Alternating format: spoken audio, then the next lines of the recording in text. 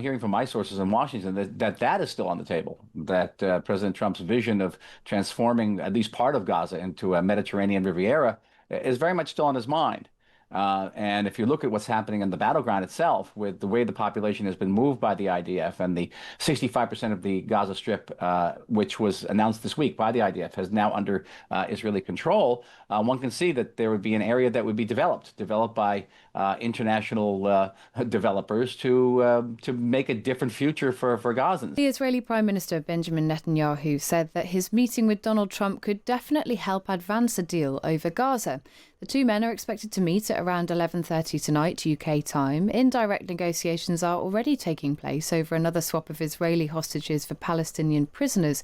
49 hostages are still being held in Gaza, if you include the 27 the Israeli military says are dead. Michael Oren is a former Israeli ambassador to the US and joins us now. Good morning. Morning, Kate. What are the expectations for this meeting between Donald Trump and Benjamin Netanyahu? Mixed, I must say. On one hand, the optics are going to be very positive because both of these leaders are coming off a very significant military victory against Iran. On the other hand, the talks about the ceasefire with Gaza do not seem to be rushing forward. Hamas has put forth a number of conditions which are apparently unacceptable to Israel. We don't know where Donald Trump stands with this.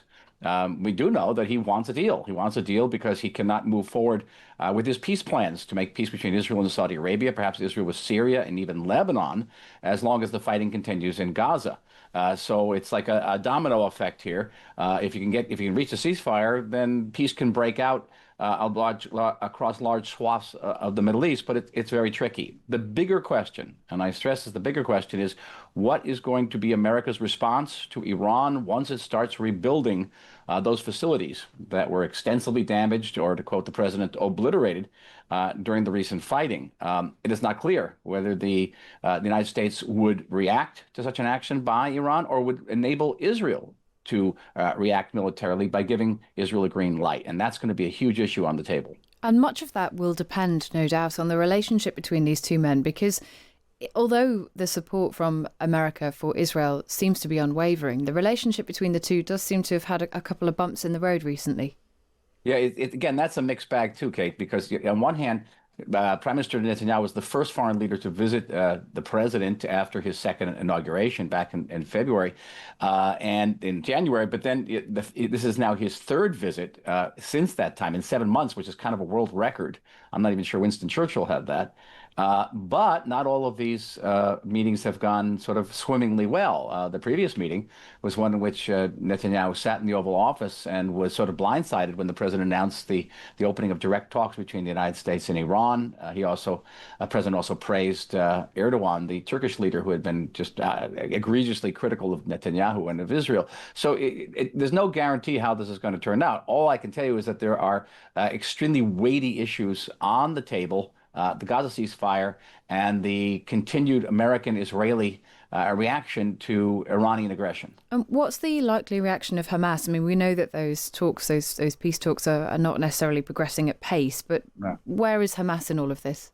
Hamas is always where it always is. Hamas wants one thing and one thing only. It wants to end the war.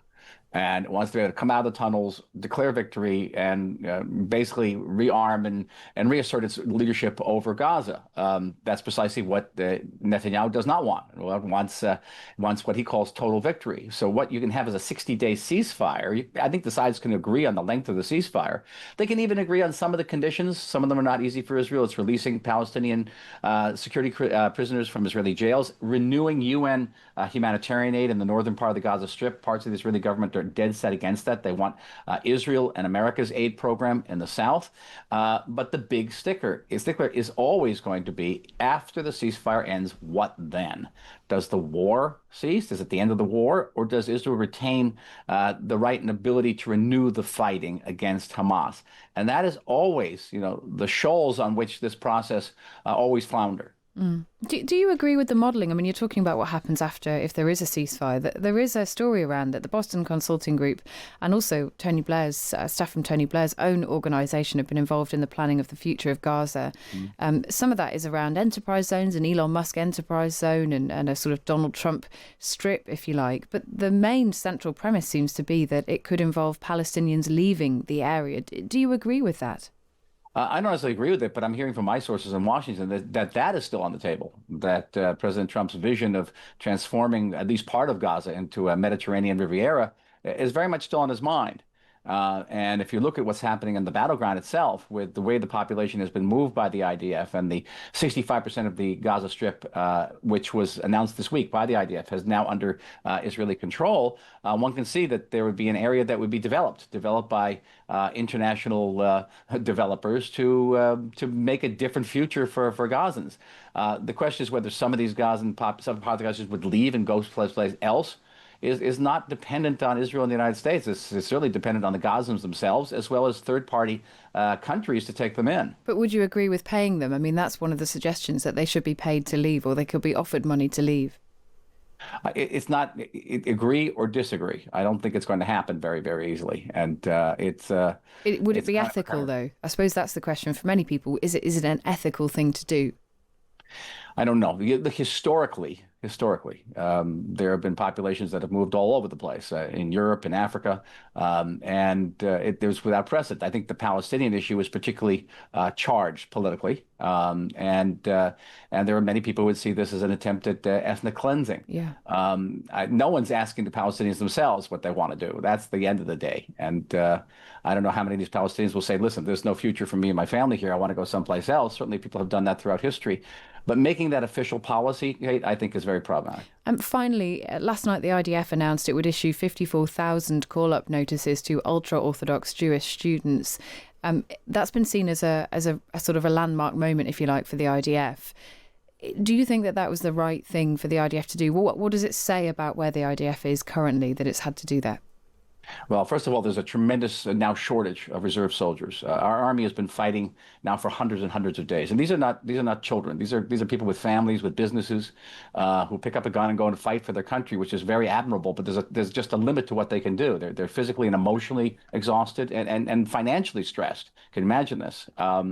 And there we have this large population, about 13% of Israel's population overall, which is ultra-Orthodox and is exempt from the military. It was given an exemption back in 1949 in order to refurbish or rebuild the great religious schools that were destroyed by the Nazis during World War II. It had a very sort of admirable origin, but since then has become to be abused at a massive level. And Israelis look and see these ultra-Orthodox people sitting, they're studying, it's great, but we're going out and risking our lives and dying and getting grievously wounded. What's this about?